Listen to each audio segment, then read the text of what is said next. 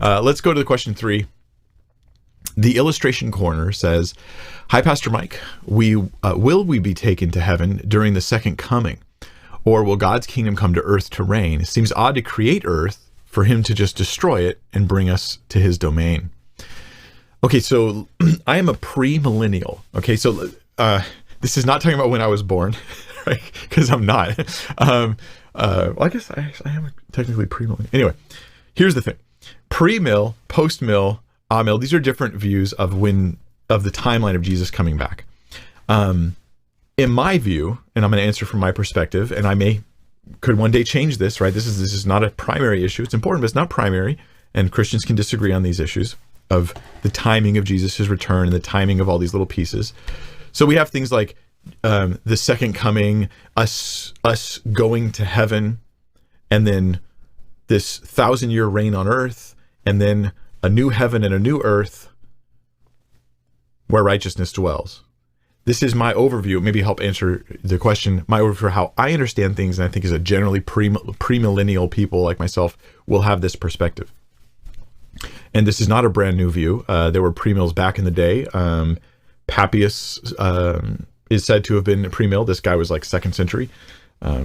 So yeah, like the Didache reads like a premill document. That's like 95 AD. So I'm not saying it's right because it's old. Just letting those of you know that it's old who might have heard otherwise.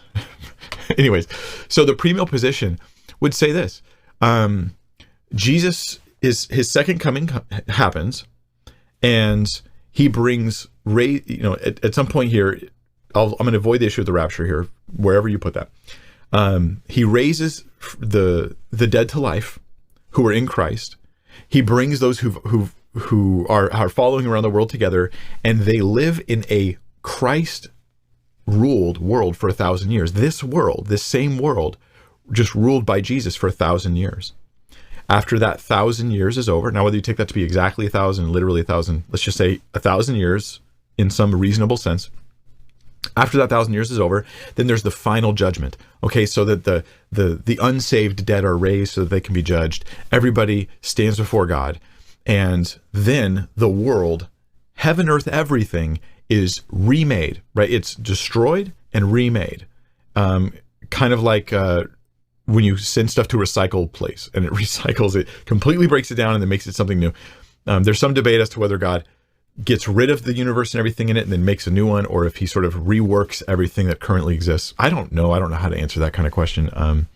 It's interesting, but at any rate, a new heaven and new earth show up wherein righteousness dwells, and then we are with Jesus on that new earth where heaven and earth meet. This is not like Jesus ruling in the current earth. This is a new earth that's probably better in a lot of ways, and we're physically on that earth with Jesus physically, right, and spiritually. There's the New Jerusalem where heaven and earth now meet. That's what the New Jerusalem means in many ways in the book of Revelation, is it's heaven's, you know how we think of heaven as God's dwelling, right? There's a distance between us and him, humanity and him in general, not those who are filled by the Spirit, but there will be then heaven meeting earth. The New Jerusalem comes out of heaven, and God's dwelling is with man. He will be with them. He will be their God. There's no even need for sun. Doesn't say there is no sun. It says there's no need for sun because he is the light. So his presence will be so present that it will light the place up. So that to answer your question, you said, will we be taken to heaven during the second coming, or will God's kingdom come to earth to reign? His kingdom will come to earth to reign. Here's where will we be taken to heaven during the second coming comes in. Those who die now, I believe, are already in God's presence, waiting for their new bodies, being comforted by the Lord.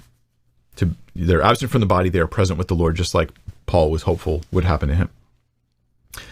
And the question is, if you put the rapture at the beginning of the tribulation, then you have the saints up in heaven with Jesus during that 7-year period. If you put, and this is only for premills, even as there a debate about when this happens, but if you believe if you believe the tribulation is like a literal 7 years, if you put the rapture in the middle of the tribulation, that 7 years, then you have us in heaven with the Lord until the second coming, when we come with him and we have new bodies and everything.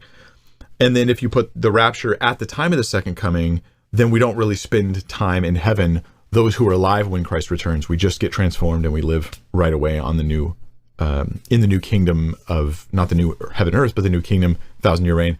I've probably confused some of you guys. I have a video on I think it's 4 different views, Christian views of Revelation, and I go over kind of big picture some of these differences.